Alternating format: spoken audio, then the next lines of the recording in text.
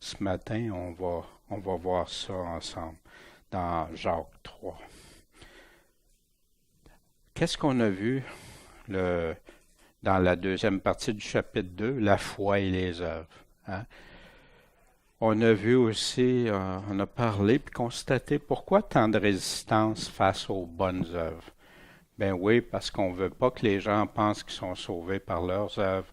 On ne veut pas que les gens pensent que c'est tasser Christ, puis que ce soit les œuvres qui prennent la place.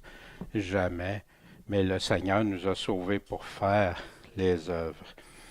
Mais les gens ne réalisent pas qu'en mettant tant d'ardeur pour les œuvres, qui avaient été là aussi beaucoup pour la réforme, pour contrer que l'Église catholique, l'Église romaine du temps, faisait acheter leur salut par des œuvres, par des dons, par toutes sortes de choses.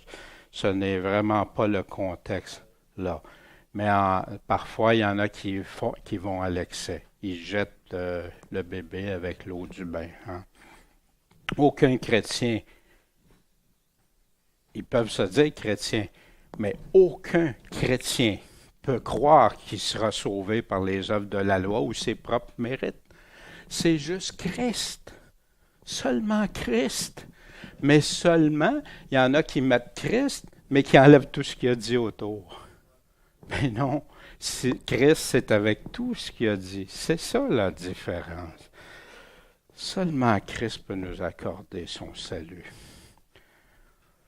Puis pourquoi plutôt pas demander au Seigneur de nous montrer quelles sont les œuvres qu'il a préparées d'avance pour nous, puis porter du fruit en abondance, tel qu'il le commande. Fait que voyez-vous, Jésus nous commande, puis il nous dit que si on ne porte pas de fruits, on est coupé puis jeté. C'est Jésus lui-même, puis il répète ça sur plein d'endroits dans sa parole.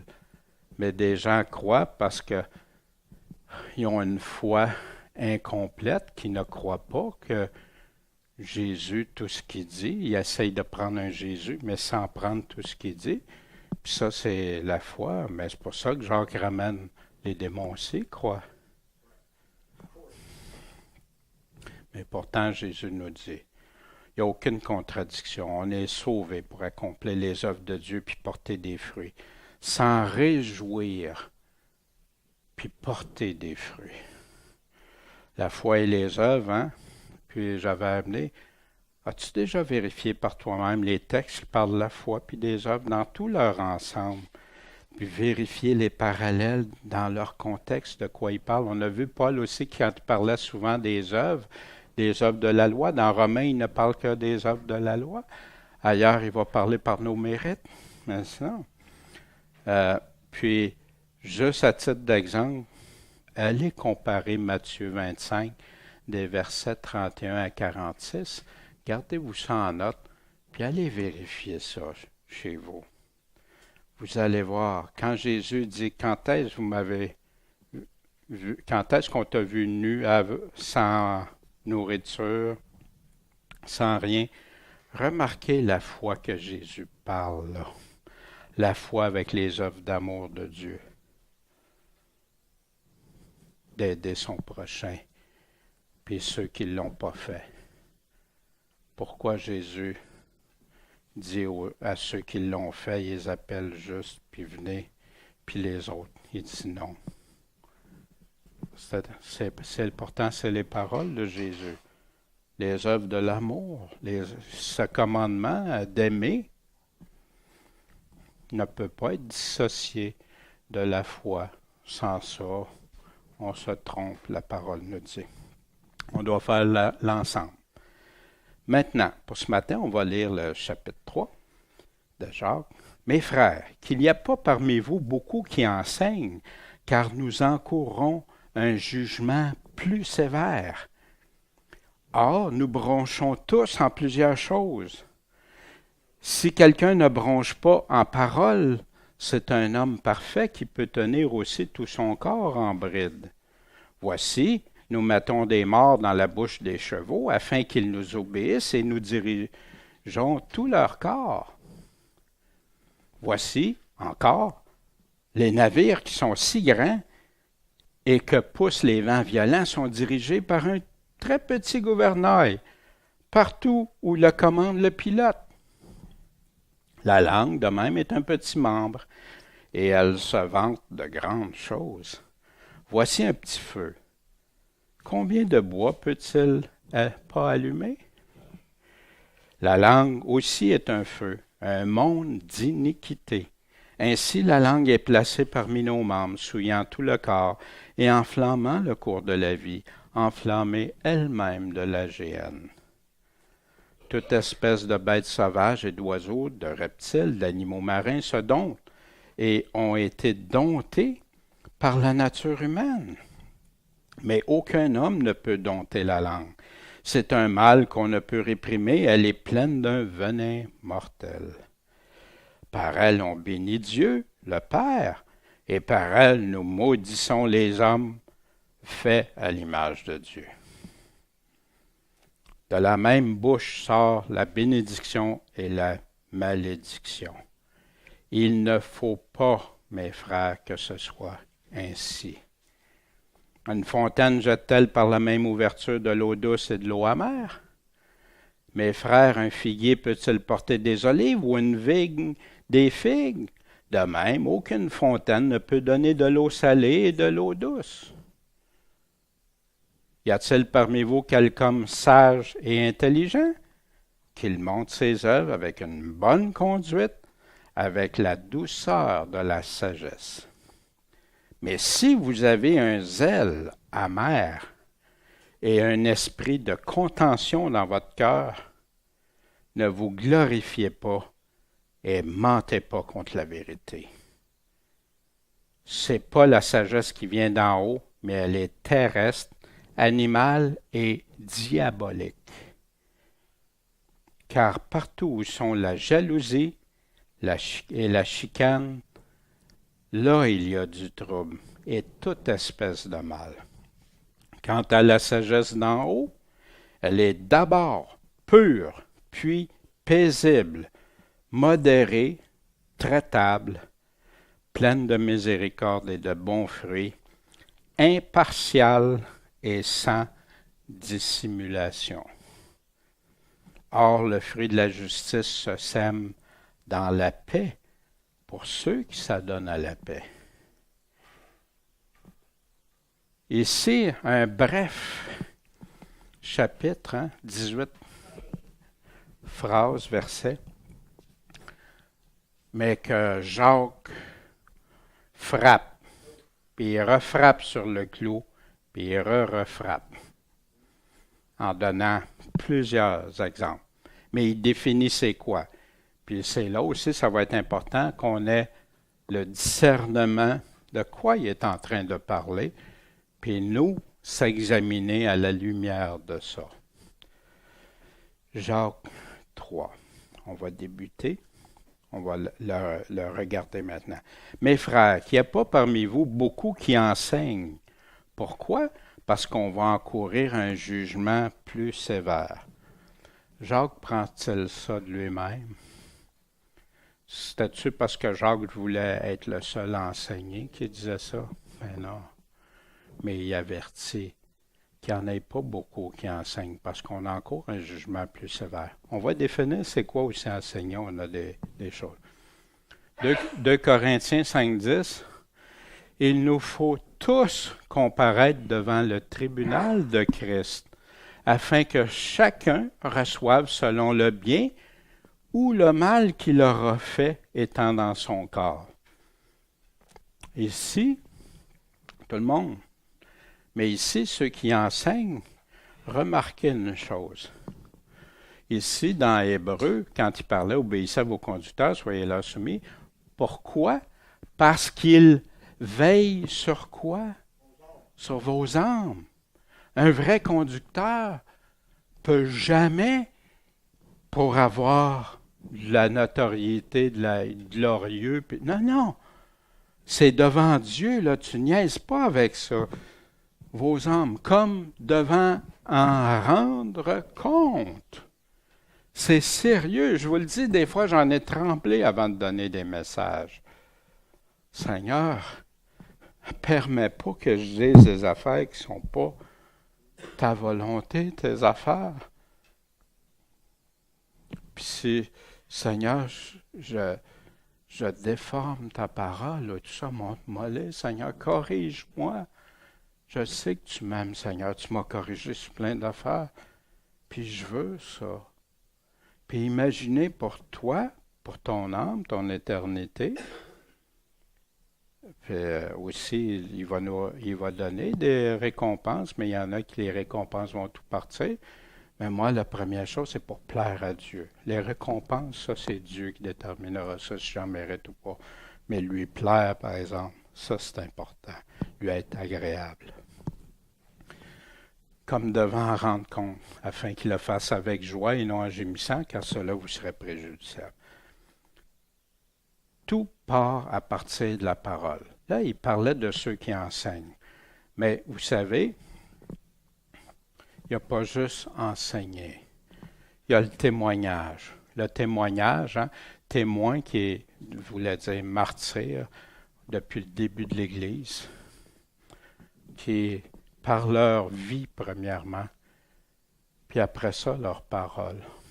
Il y en a des fois, ils poussent les gens à aller parler, mais sans que leur vie démontre quelque chose. Puis des témoignages, j'écoutais des premiers chrétiens, qu'est-ce qu'ils disaient, puis que c'était pas parce qu'ils étaient mieux traités dans la vie que les autres, souvent c'était pire que tout le monde, mais leur témoignage, c'était ce que Dieu avait fait dans leur vie pour les libérer, les délivrer. Il y a aussi l'évangélisation. Témoignage, témoigner de nos vies, témoigner, évangéliser. Dieu donne des dons à des personnes pour qu'ils puissent évangéliser d'autres. Tout le monde peut témoigner. Ceux qui évangélisent, ceux qui enseignent, puis ils donnent l'enseignement. Puis évangélisation, enseignement vont ensemble, tu ne peux pas dissocier l'un de l'autre. Parce que si tu es dissocié, Jésus a dit, allez, faites de toutes les nations des disciples et enseignez-leur tout ce que je vous ai appris. Moi, au début, je pensais juste à l'évangélisation. Puis après, je dis, waouh, c'est beau amener l'Évangile, puis les convaincre pour les amener à Christ, mais après ça, il faut les nourrir. Tout part de la parole. Mes témoignages doivent toujours être basés sur ce que la parole a produit dans ma vie. Et non l'inverse. Il y en a qui essayent de faire l'inverse. Non, mon témoignage, mes témoignages de vie, c'est à partir de ce que Dieu a dit. Puis là, c'est conforme. Parce qu'il y en a dans toutes les religions des témoignages. Ça ne vient pas toujours de Dieu. Même si ça semble beau, ils ont changé leur vie. Combien exemple musulmans, je ne vise pas personne, rien, mais prenons un exemple musulman, qui après s'être convertis ont changé des choses dans leur vie. Combien de catholiques, combien de toutes sortes, mormons, toutes sortes. Fait que donc, non, il faut que ça parte de la parole, toujours. Que ce soit conforme avec l'esprit de la parole de Dieu. L'évangélisation doit toujours partir de la parole. Oui, je vais donner des exemples concrets, mais ces exemples concrets-là, il faut qu'ils soient 100% conformes avec ce que la parole dit. Sans ça, je peux aller dans l'erreur. Je peux donner un évangile partiel, un évangile modifié. Puis, l'enseignement ne doit provenir que de la parole. Que de la parole. Savez-vous ce que j'ai réalisé à un moment donné? Il y a beaucoup de prédications et tout ça. Mais on a tout dans ce... Dieu a permis que les apôtres nous laissent tout. À partir de là, pourquoi qu'on a besoin de tant de prédications avec multiples paroles d'hommes? Puis je ne suis pas en train de dénigrer ça. Moi, c'est ma réflexion que ça m'a amené. Puis dire, la parole de Dieu qui est efficace, tranchante, pourquoi ne pas prendre juste ça? Puis là, je vais être beaucoup plus rassuré que quand j'aurai à rendre compte, Seigneur, je vais avoir appris tes paroles. Si je me trompe, montre-moi que je guide personne en erreur. Jamais, Seigneur. Mais guide-moi. Puis ta parole, elle dit vrai. Moi, mes opinions, c'est... Fait que les gens, on veut amener les gens à Christ, ce que Christ dit. Des critères pour enseigner, vous vous souvenez aux Thessaloniciens, pour vous annoncer l'évangile de Dieu, au milieu de grands combats. Car il n'y a eu dans notre prédication ni erreur, ni motif impur, le cœur tortueux pour amener, ni fraude. Mais comme Dieu nous a jugés dignes de nous confier l'Évangile, aussi parlons-nous, non pour plaire aux hommes qui entendent les choses qui leur font plaisir entendre, mais à Dieu, c'est lui qui éprouve nos cœurs. Voyez-vous, ça va avec Jacques, qu'est-ce qu'il dit, on va voir. Oui, c'est à lui car nous n'avons jamais employé de paroles flatteuses. Comme vous le savez, Paul les a dit, il les a traités avec douceur, mais avec fermeté. Il le dit comme une nourrice qui prend soin, mais avec fermeté comme un père. Il parle des deux dans la lettre aux Thessaloniciens. Comme vous le savez, ni agit par aucun motif intéressé, aucun motif personnel pour moi, par rapport à nous, pour avoir de l'argent, être glorifié, être ça. Non. Dieu en est témoin. Paul, avait-tu compris que aussi comme enseignant, il était pour répondre? Devant qui il était pour répondre? Et nous n'avons point recherché la gloire qui vient des hommes, ni parmi vous, ni parmi les autres, nulle part. C'est juste pour parler ce que Dieu nous a dit. D'autres critères pour ceux qui enseignent. Puis vous savez, c'est majeur. Il y en a qui oublient que l'Église est la colonne et l'appui de quoi? De la vérité. On s'éloigne, on peut s'éloigner facilement. Car nous ne falsifions pas la parole de Dieu comme font plusieurs, mais nous parlons de Christ avec sincérité. Puis je crois que la majorité le font avec sincérité. Mais comme de la part de Dieu et devant Dieu, dans la vérité. Mais nous avons entièrement rejeté les choses honteuses que l'on cache, ne marchant pas avec ruse, ne falsifiant pas la parole de Dieu, mais nous rendant approuvés à toute conscience des hommes devant Dieu par la manifestation de la vérité. Oh. Comment tu peux rendre ta conscience approuvée des noms de Dieu majeur? Si tu déroges de Dieu, tu es dans l'erreur complètement, même si tu seras approuvé par les hommes parce qu'ils ont des choses agréables à entendre, mais approuvé des hommes devant Dieu par la manifestation de la vérité. Tu ne peux pas sortir de là. Fait que là, Jacques continue. Nous bronchons tous en plusieurs choses. En passant, il n'a pas pris le mot péché, nous péchons tous. On bronche. On veut faire des affaires droites des fois, puis on se trompe. Moi, j'ai des choses encore, tu sais, je dis, Seigneur, ça, rends ça, aide-moi, affermis-moi. J'ai ma responsabilité, mais Seigneur, je sais qu'avec toi, ça va fonctionner. Ça va réussir parce que je veux être sincère, mais pas juste avec la pensée que tout va se faire automatique. Non, je vais faire ce que tu me demandes. Je vais t'obéir, Seigneur, puis je sais que le reste vient. Si quelqu'un ne bronche pas en parole, c'est un homme parfait qui peut tenir aussi tout son corps en bride.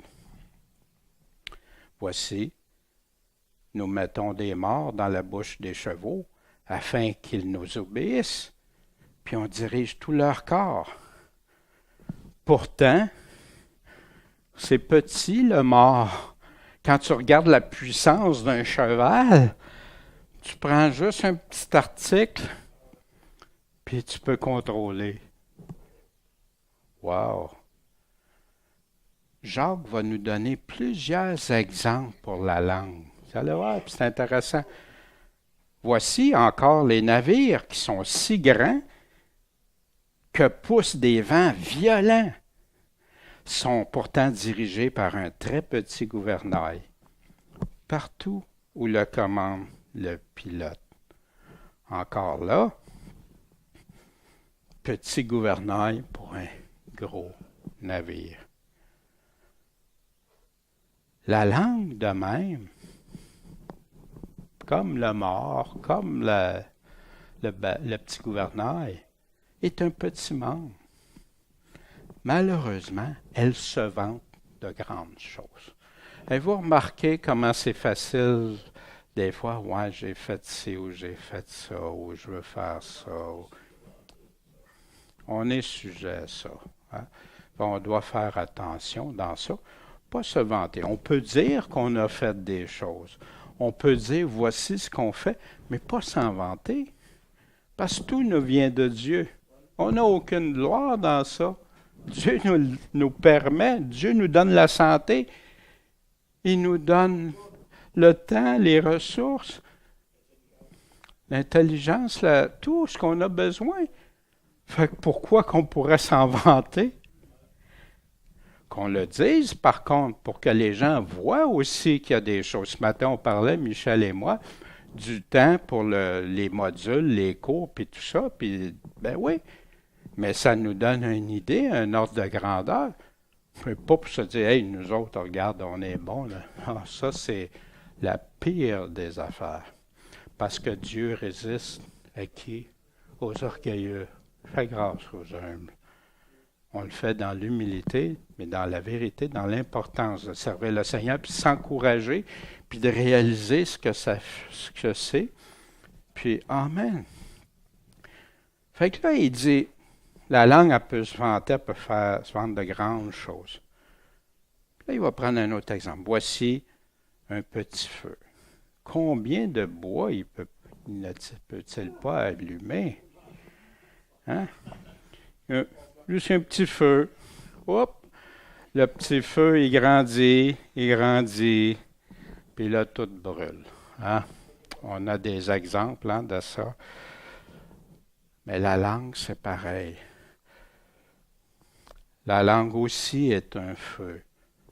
Puis là, il nous dit quelque chose. Un monde d'iniquité. Seigneur, ma langue, là, je veux pas qu'elle fasse ça, Seigneur. Je veux pas que ça soit pour mal parler, mal m'en servir. Je veux qu'elle soit pour la justice, pas pour l'injustice. Ainsi, la langue est placée parmi nos membres, souillant tout le corps. Sais-tu, des personnes, des fois, peuvent faire des choses admirables. Puis un coup de langue détruise tout. J'avais déjà vu ça, hein? Moi, je me suis déjà vu le faire. Pensez-vous que je me sentais fier de moi après?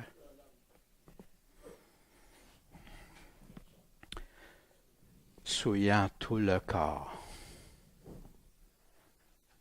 et enflammant le cours de la vie. Ça met le feu dans ta vie, ça. Puis pas juste dans ta vie, dans celle des autres. Je l'ai faite, moi, je le réalise aujourd'hui, des années après, pour ma femme, mes enfants, pour d'autres personnes. Quel regret parfois. Comment, Seigneur, s'enflamme le cours de la vie. Puis elle est enflammée elle-même de l'AGN. Vous savez, l'AGN, hein, cet endroit de jugement que Dieu réserve. Jésus nous dit, je vous montrerai qui vous devez craindre. Craignez celui qui, après avoir tué, parce qu'il est en train de parler de ceux qui tuent les chrétiens, il y en a eu plein au travers des siècles. Il y en a 5000 l'année passée, plus de 5000. Le pouvoir de celui qui, après avoir tué, a le pouvoir de jeter dans la géhenne. Oui, je vous le dis, c'est lui que vous devez craindre. Quand Jacques a utilisé le mot géhenne, je ne sais pas si vous réalisez le mot qui prend, le poids que ce mot-là a pour notre langue.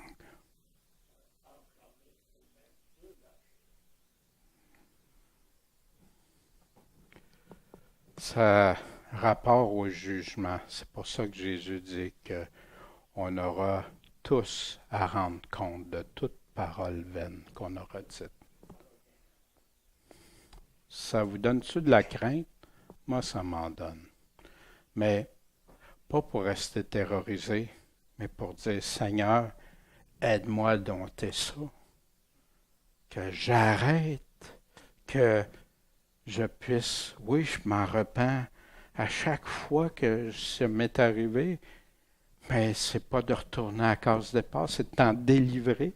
C'est ça que Dieu veut. Il est venu pour détruire les œuvres du mal en nous.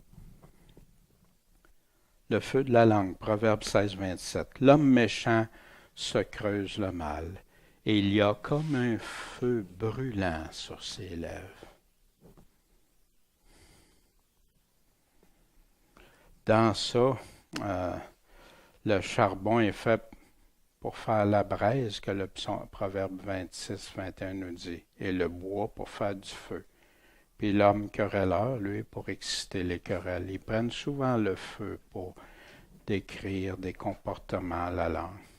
Fait que Jacques continue au verset 7. Toute espèce de bêtes sauvages et d'oiseaux, de reptiles, d'animaux marins se domptent et ont été domptés par la nature humaine. Ben oui. Combien d'animaux aujourd'hui sont domptés, puis même il y en a qui étaient davantage dans le passé qu'aujourd'hui. Et sans ça, l'homme, Dieu, même le Seigneur avait dit à Adam, de prendre, de nommer chaque animal, puis après se gérer, de s'occuper. Mais là, il dit, mais aucun homme ne peut dompter la langue. C'est un mal qu'on ne peut réprimer.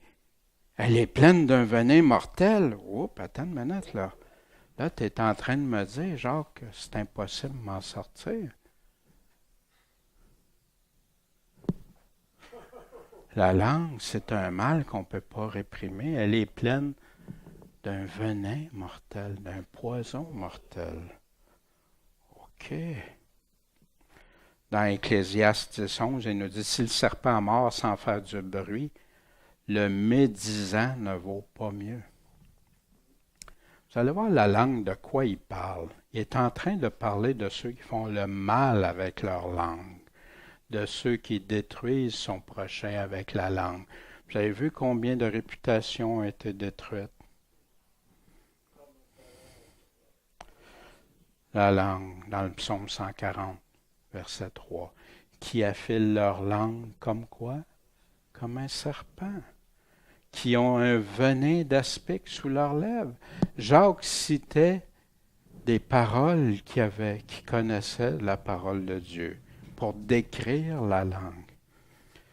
Dans le psaume 64, 3, ceux qui aiguisent leur langue comme une épée, qui ajustent comme une flèche leurs paroles amères, que ça aille précis, juste là où ça peut faire le plus mal. La langue hypocrite, qui aiguisent leur langue comme une épée, qui ajuste comme une flèche la parole amère. Pourquoi? Pour tirer en secret sur l'innocent. Ils tirent soudain contre lui. Ils n'ont pas de crainte. Ils font ça eux autres, en paix. Que ce soit jamais de nous. Puis si on l'a fait ou si on le fait, qu'on s'en délivre, ça presse. Les paroles de sa bouche sont plus douces que le beurre, mais la guerre est dans son cœur. Ça, c'est l'hypocrisie. Ses paroles sont plus onctueuses que l'huile, mais ce sont des épées nues. C'est doux, c'est séduisant, ça a même l'air de faire du bien au début. Hein? C'est comme des friandises, d'autres passages nous parlent. Puis ça descend, puis ça devient amer. Puis il continue. Par notre langue, nous bénissons Dieu, le Père, puis par elle, on maudit les hommes faits à l'image de Dieu. Mais pourquoi Jésus nous dit de bénir notre ennemi? On va le voir. Fait à l'image de Dieu. De la même bouche sort la bénédiction et la malédiction. Bénédiction, le bien. Malédiction, le mal. Il ne faut pas, mes frères, que ce soit ainsi. Souvenez-vous, tantôt, aucun homme peut la dompter, la réprimer. Mais là, il est en train de continuer son argument. Mais là, il dit quoi ici? Il ne faut pas que ça soit comme ça. Fait qu'il te cautionne-tu de continuer? Parce qu'il y en a qui, regarde, puis il dit, je ne pourrais jamais le faire. Non, non. Vous découpez des versets, le danger de ça. Il ne faut pas qu'il en soit ainsi. Bénir en maudissant, dans le psaume 62, 4. Ils ne font que consulter pour le faire tomber de son élévation. Ils se plaisent au mensonge. De leur bouche, ils bénissent. Béni, mon frère, sois-tu. Oh, que Dieu te bénisse. Mais dans leur cœur, ils maudissent. Wow! Voyez-vous, c'est une affaire de cœur. Hein? Tu sais, quand Jésus dit tout sort à partir du cœur, c'est pas ce qui rentre dans le corps, c'est ce qui sort du cœur. Comment qu'on peut agir? Ecclésiaste 7,22. Car ton cœur a reconnu bien des fois que toi aussi tu as mal parlé des autres. Seigneur, je le reconnais. Je te demande pardon, je le confesse aux autres, puis je leur demande pardon aussi. J'ai mal parlé des autres. Puis on va définir, par contre, c'est quoi mal parler des autres, parce qu'il y a quelque chose d'important. Matthieu 5, 44. Mais moi, je vous dis, aimez vos ennemis, bénissez ceux qui vous maudissent. Hein, l'hypocrite qui me fait ça? Oui. Il y a bien des chances que ça le fatigue puis ça l'amène à réfléchir. Mais si tu le confrontes, ça ne marchera jamais. Mais Dieu, il veut le salut de tous, que tous en viennent à repentance. Faites du bien à ceux qui vous haïssent. Ça, c'est rough, hein? Mais ça se fait. Avec la grâce de Dieu, ça se fait. Et priez pour ceux qui vous outragent et qui vous persécutent. Savez-vous qu'on a plein de frères qui font ça actuellement, qui se font torturer, ils se font tout enlever, puis ils continuent à appliquer parce qu'ils ont la foi en Jésus. Ils croient en Jésus. Ils appliquent ce que Jésus leur dit. Prêts à mourir pour ça, mais ils obéissent au Seigneur. Quelle véritable foi. Amen. Est-ce que ça veut dire tout ça de se taire? Mais là, ma langue, je ne peux pas dire de mal, je ne peux pas rien. Non, on va aller voir. On va regarder la parole de Dieu. Qu'est-ce qu'elle nous dit? Jacques, il est en train de parler de ceux qui parlent en mal des autres, qui pour faire du mal de leur cœur, de la jalousie et tout ça, on va voir tout ça tantôt. On va aller voir. Quand Tite, Paul écrit à Tite, puis il décrit à Tite, je t'ai laissé là pour que tu établisses des anciens dans chaque ville suivant que je t'ai ordonné. Puis si il se trouve, vous voyez, il y a un si, si il se trouve quelqu'un qui soit irrépréhensible, mari d'une seule femme, ayant des enfants fidèles, qui ne soit pas accusé de dérèglement ni d'insubordination. Et si on parle, voyez-vous, enfants. Les gens, quand ils sont rendus adultes, les parents, surtout aujourd'hui, même à partir de 14 ans, ils enlèvent toute autorité. tu as les responsabilités, mais tu ne peux plus même déterminer pour tes enfants. Plein de choses, puis l'âge va toujours baisser de plus en plus. Car il faut que l'évêque ou l'ancien ou le pasteur soit irrépréhensible comme économe de Dieu, serviteur de Dieu, qu'il soit ni présomptueux, hein? S'il y a de l'orgueil, oublie ça, ni coléreux, il pique des colères, il parle avec dureté, ni à donner au vin, ni violent.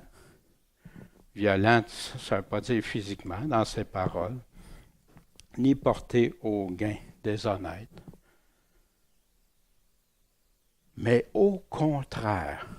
Fait que là, il donne le contraire de hospitalier, aimant les gens de bien, prudent, juste. Hein, on ne peut pas être juste, nul. Non, non, il dit juste, saint, hein, oui, tempérant, tempéré, attaché à la véritable doctrine qui doit être enseignée, la vraie doctrine, pas la doctrine que les hommes, l'Église, la théologie, non, la doctrine de Christ, parce qu'il n'y a jamais eu de théologie au début, c'est arrivé plus tard dans le temps. Les gens appliquaient simplement la parole de Dieu, la doctrine de Christ, capable tant d'exhorter selon la sainte doctrine que de convaincre ceux qui s'y opposent.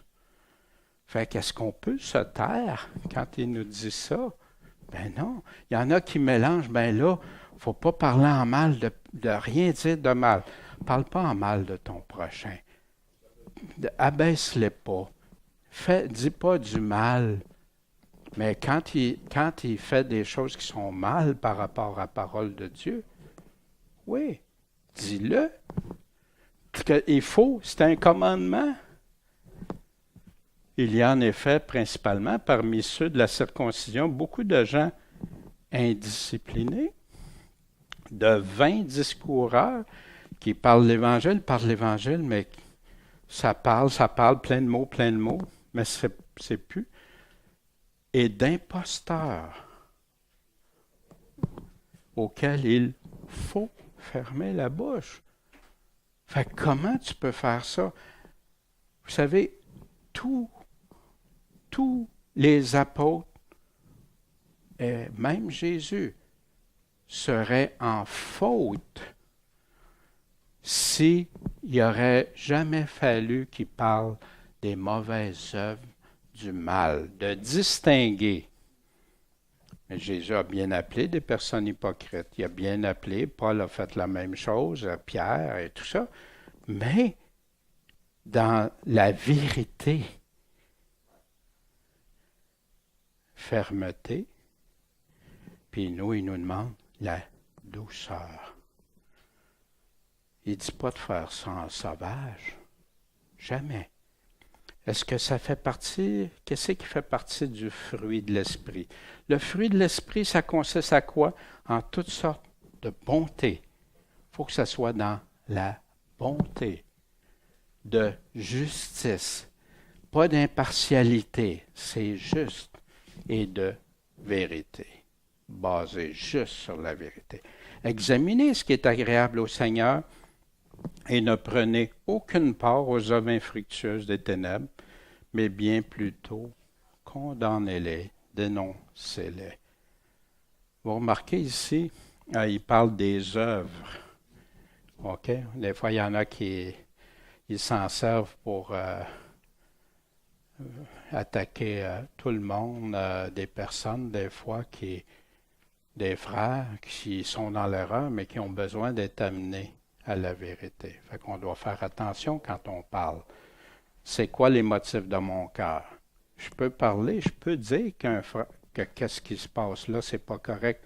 On doit le dire, mais pas pour attaquer, pas pour faire du mal, pas pour l'abaisser, parce que si on fait ça, on parle contre celui qui est à l'image de Dieu, puis que Dieu veut qu'il vienne à repentance. Fait que si je le détruis par ma langue, ce petit feu-là, qu'est-ce que je suis en train de faire? Mais si je dis, pour avertir des gens. Faites attention, regardez, ça c'est un piège, ça c'est pas correct, bibliquement, c'est ça. C'est ça quand il nous dit juger de tout, examiner tout. Car il est même honteux de dire ce que ces gens font en secret. Il parle surtout ceux qui, des imposteurs ou ceux qui se prétendent. Rien faire, vous vous souvenez, dans les lettres de Jean, on avait vu ça. Quiconque transgresse la doctrine de Jésus-Christ et ne lui demeure pas fidèle n'a pas Dieu. Celui qui demeure dans la doctrine de Christ a le Père et le Fils. Si quelqu'un vient à vous qui n'apporte pas cette doctrine, ça veut dire l'Évangile de Christ dans son entier, pas juste les parties qui font mon affaire, ne le recevez pas dans votre maison et ne le saluez pas. Pourquoi? Parce que celui qui le salue communique avec ses mauvaises œuvres. Quand tu ne fais rien par rapport à quelqu'un qui va plus loin que la doctrine de Christ, tu es en train de collaborer avec l'ennemi. C'est ça que tu fais. C'est ça que Jean nous dit ici. Soyons prudents dans ça. Jugeons pas trop vite puis tomber. Puis quand je dis juger, pas pour condamner, mais dans le sens d'évaluer. Mais comment se défendre? Timothée, il est en train de dire à Timothée, Paul, redressant avec douceur les adversaires. Toi, là, t'es pas correct, puis c'est ici. Non, non, non.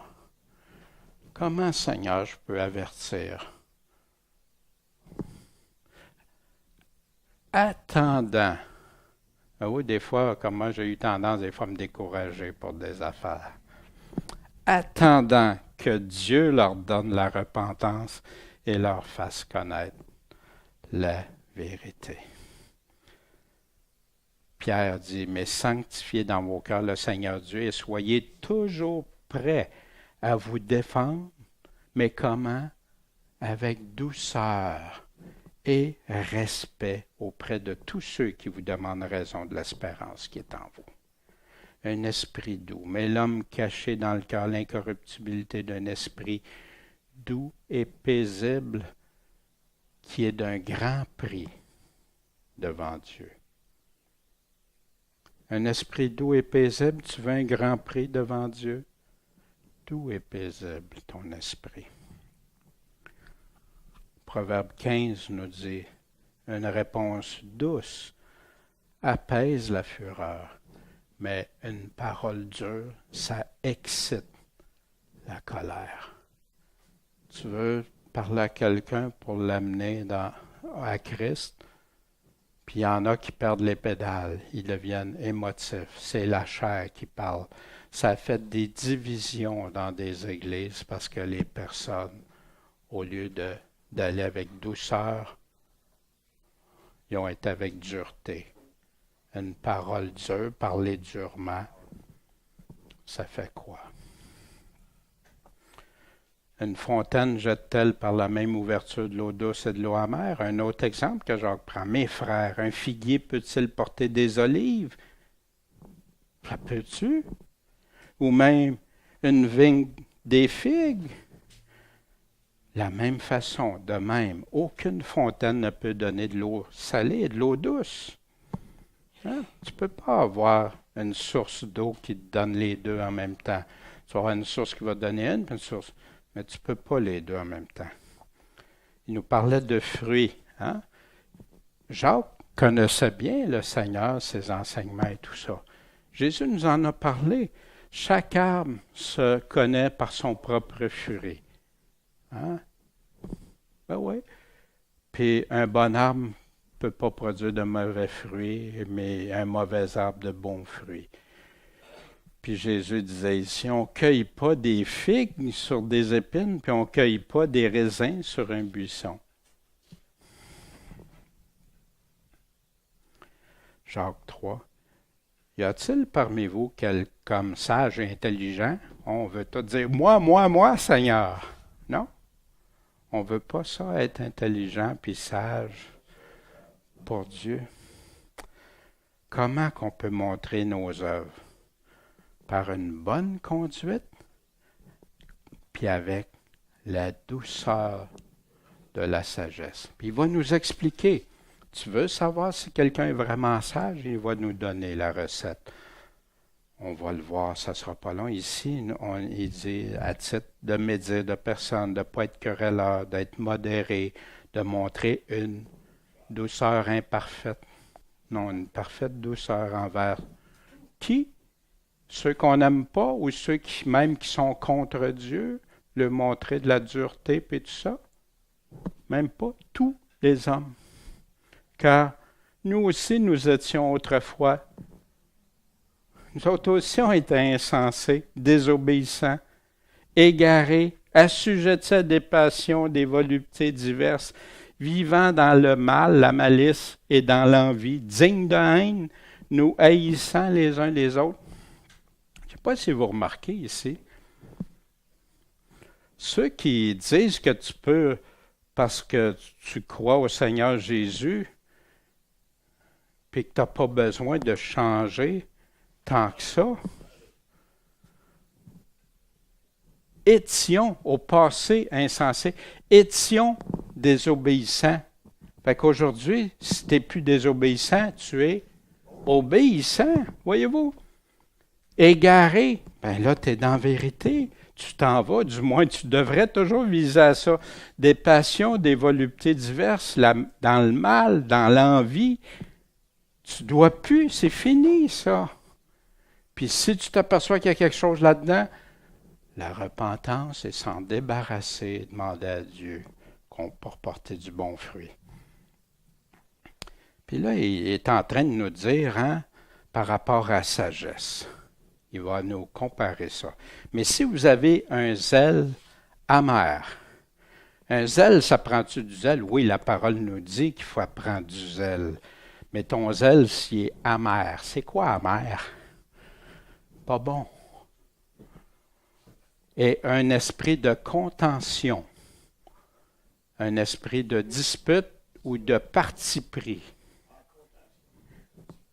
Tu vas prendre... Non, je ne dois pas prendre. Mon esprit ne doit pas être dans la dispute. Puis il y en a beaucoup qui tombent dans ça, du parti pris. Je vais vous montrer. Dans Philippiens 1,17, il nous dit ceux-là sont animés d'un esprit de dispute, le même mot. Puis dans Philippiens 2,3, ne faites rien par esprit de parti ou parti pris. C'est là. On ne peut pas. Pas parce que j'aime plus un ou l'autre que je vais prendre à partir de là. Puis pas plus avec une doctrine d'une dénomination ou ces choses-là, ou ma pensée, mon opinion. Dans votre cœur. Fait que des fois, ça paraît même pas. Il y en a qui vont avoir l'air tout doux, tout gentil, mais c'est à partir de leur cœur. Puis là, le surplus du cœur va les amener. Ne vous glorifiez pas et surtout, ne mentez pas contre la vérité. C'est un zèle amer, là. C'est un zèle amer. Puis tu gardes ça, puis tu dis que tu es au Seigneur. Tu es en train de mentir contre la vérité. C'est-tu grave? Moi, ça m'a parlé pas à peu près de reviser ma façon, puis tout ça. Romains 10,2. Je leur rends le témoignage qu'ils ont du zèle pour Dieu, mais sans intelligence. C'est pour ça que Jacques parlait avec l'intelligence, puis tout ça. Jésus dit, mais moi, je reprends et je châtie tous ceux que j'aime. Et donc du zèle, et repens-toi, Jésus n'est pas contre le zèle, au contraire, le zèle de l'Évangile, tout le zèle, mais le bon zèle, pas le zèle amer. Un zèle amer ou selon Dieu. Dans Romains 12, 9, que la charité soit sans hypocrisie. L'amour, les gens. Ayez le mal en horreur, attachez-vous fortement au bien. Pierre nous dit, 1 Pierre 1,22, ayant purifié vos âmes en obéissant à la vérité par l'Esprit, mais dans quel but? Pour avoir un amour fraternel et sans hypocrisie. Oui, je t'aime mon frère, puis non, après, non. Je t'aime-tu vraiment? Oui, si c'est pas ça, dis pas à quelqu'un que tu l'aimes. quand c'est pas ça.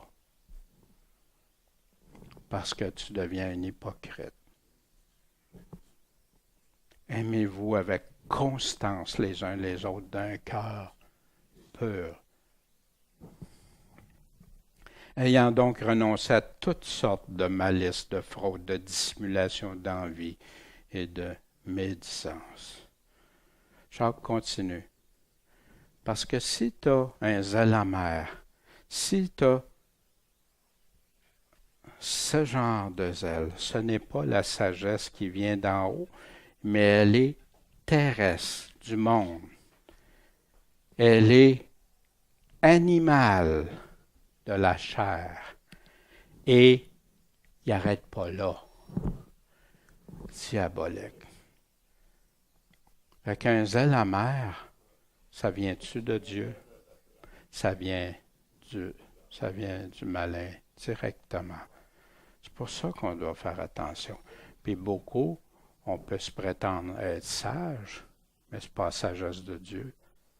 Combien j'ai vu qui, à coups de poing, dénoncer des affaires? C'est-tu de Dieu, ça? Car partout où ils sont la jalousie et la chicane, il y a du trouble, puis toute espèce de mal. Fait qu'ici, il identifie la jalousie puis la chicane. Galates, mais si vous vous mordez et vous vous dévorez les uns les autres, prenez garde que vous ne soyez consumés l'un par l'autre. Combien d'églises, de frères, combien de frères, de sœurs que vous connaissez qu'on ne voit plus? Il y en a qui c'est pour partir dans le monde, il y en a c'est comme des 4 semences, hein? Mais il y en a que c'est parce qu'ils ont laissé la chair prendre le dessus. Parles-tu selon Dieu? Philippiens 15 nous dit, il est vrai que quelques-uns prêchent Christ par envie et par esprit de dispute, la même chose que Jacques parlait, et que les autres le font au contraire par une bonne volonté. Que rien se fasse par un esprit de dispute. Si je suis ici, puis je vous parle, puis c'est juste pour avoir des disputes avec les autres, j'ai pas d'affaires là, pas en tout. Mais si c'est pour dénoncer du mal qui se fait, qui séduisent des chrétiens, mais comment je vais le savoir? Mon cœur, premièrement. Je dois l'examiner, Seigneur. Est-ce que c'est parce que je veux, parce que ça me satisfait, ou si c'est parce que non? Vous savez, je parlais à un frère dimanche passé, puis j'ai dit à la fin, j'ai dit, tu sais, j'ai dit, si je te parle comme ça, mon frère, que j'avais le goût de l'aimer. J'avais 2 gars là, que j'aurais aimé prendre, tu sais, dans mes bras et dire, hey, mes frères en Christ, mais qui prononçaient des choses qui étaient contraires à l'Évangile. J'ai dit, si je fais ça, c'est pas pour te... C'est parce que je veux que tu viennes écouter juste ce que Christ a dit. Crois-moi pas, là, mets-moi de côté si tu veux, mais va juste voir qu'est-ce que Christ dit. Puis là, mais fais-les pas avec dureté, tu viens de tout scraper.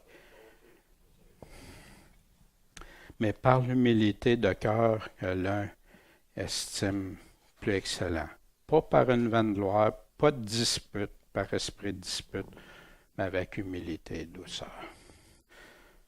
Quant à la sagesse d'en haut, là, il nous a parlé de la sagesse qui vient du diable. Là, il va nous parler de la sagesse de Dieu. Hein? Que celui qui a besoin de sagesse le demande à Dieu, qui donne à tous. Hein? Mais là, il y en a qui prennent ça. Ben, j'ai demandé la sagesse. Non, non, il nous donne les critères. Fait que si tu penses à la sagesse de Dieu, puis tu as un zèle amer, c'est parce que ça ne vient pas de Dieu. Quant à la sagesse d'en haut, elle est d'abord, en premier, pure. Pas de mensonge, pas de le cœur tordu, droite, puis paisible. Ah, si je suis en guerre, si je suis toujours en train de partir en guerre, j'ai un problème. Modéré, traitable. Oui, Seigneur, Je pensais que c'était ça, mais si j'ai la sagesse, à un moment donné, j'apprends, un frère me montre, ou tu me montres, ou quelque chose. Wow, c'est traitable. C'est pas rigide, puis tout est plein de miséricorde et de bons fruits, impartial, sans dissimulation, sans hypocrisie. Vous vous souvenez en Jacques, si quelqu'un manque de sagesse, qui demande à Dieu. Ben oui. La sagesse de Dieu, y a-t-il quelqu'un parmi vous, quelqu'un sage et intelligent, qu'il montre ses œuvres par une bonne conduite avec la douceur de la sagesse. Tu veux connaître la sagesse qui vient du diable pour comparer? Jacques nous fait une comparaison pour qu'on la saisisse. Celle qui vient du diable. Mais si tu as un zèle amer, un esprit de dispute ou de parti pris qui n'est pas impartial, ne vous glorifiez pas et ne mentez pas contre la vérité. La sagesse de Dieu est d'abord pure, puis paisible, modérée, traitable, pleine de miséricorde, de bons fruits, impartiale et sans dissimulation.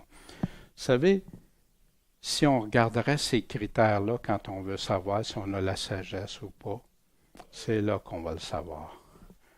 Puis de l'autre façon, si on a une autre sagesse aussi, on va le savoir. Qu'est-ce qu'on fait? Ce n'est pas là la sagesse qui vient d'en haut, mais elle est terrestre, animale et diabolique. Pourquoi? Parce que partout où sont la jalousie et la chicane, il y a du trouble et toute espèce de mal. Voyez-vous?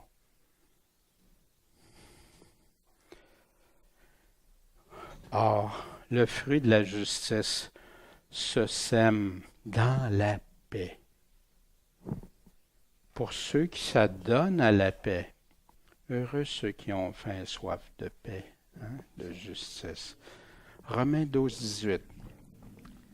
Si c'est possible, si ça peut se faire, puis autant que ça dépend de toi, de nous, ayez la paix avec tous les hommes. Nous autres, on ne doit pas être en chicane. On ne doit pas avoir de jalousie. Ou eux autres regardent. Non, au contraire. Balance tout ça. Mais ça se peut qu'ils ne veulent pas rien savoir. Hébreux 12, 14. Recherchez la paix avec tous et la sanctification sans laquelle personne ne verra le Seigneur. C'est très important. Le bon fruit selon Dieu, dans Galates 5, 22. Mais le fruit de l'esprit, c'est quoi? L'amour, la charité, la joie, la paix, la patience, persévérance, la bonté, l'amour du bien, la fidélité, la douceur, la tempérance. Il nous dit, désirons pas la vaine gloire en nous provoquant l'un l'autre et nous portant en vie l'un à l'autre. Ça donne rien, ça. Moi, un aide-mémoire que j'aime bien, qui m'aide des fois dans des choses. Quand je parle, est-ce par la chair ou selon l'Esprit de Dieu? C'est quelle sagesse qui m'anime? Laquelle? Quelle est la source? D'où elle vient? Puis donc, comment parler de selon Dieu? Parce que le fruit de l'Esprit consiste en toutes sortes de bonté, de justice et de vérité. Colossiens 3,8 nous dit, mais maintenant, vous aussi renoncez à la colère, l'animosité, la méchanceté, la médisance, aux paroles déshonnêtes qui en sortent pas de votre bouche. Ne mentez pas les uns aux autres, ayant dépouillé le vieil homme avec ses œuvres. Les fruits de la chair, non. Seigneur, que je marche selon ton esprit. Bon Père céleste, ce matin, on a vu un sujet qui nous touche tous, Seigneur. Puis on a besoin de ta grâce, ta miséricorde, puis de reconnaître, Seigneur, qu'avec notre langue, c'est un petit feu qui a fait bien des dégâts souvent. Seigneur, qu'il n'en soit plus ainsi. Aide-nous, Seigneur. On te le concède, Seigneur. On l'avoue, on veut se repentir, c'est-à-dire se détourner de ces voies-là. Et on ne veut plus servir le malin, mais on veut te servir seulement toi. Aide-nous, Seigneur. Guide-nous dans tout ça. Puis qu'on te glorifie, que notre langue serve à te glorifier, Seigneur. À dire la vérité à notre prochain, à aimer notre prochain comme nous-mêmes. On n'aime pas, Seigneur, quand les gens parlent en mal de nous ou nous tentent de nous détruire ou quoi que ce soit. Fait qu'aide-nous à ne pas tomber dans ces pièges, puis aimer notre prochain comme nous-mêmes. Seigneur, on sait que jamais les apôtres puis ceux qui ont dit la vérité n'ont été repris pour avoir dit la vérité, mais ils les ont dit dans tes règles, dans le véritable amour, Seigneur. Et aide-nous à faire de même, s'il te plaît. Amen.